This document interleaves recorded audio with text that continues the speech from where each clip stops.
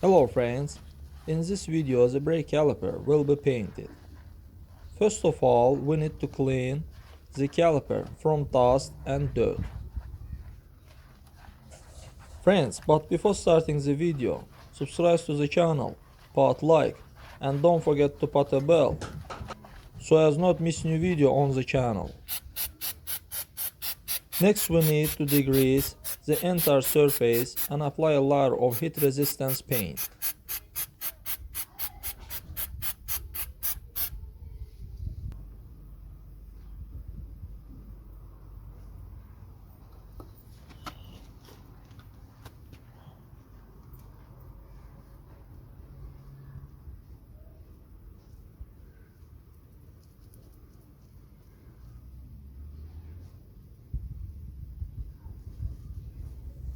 Friends, after the paint has dried, you can apply several layers of paint.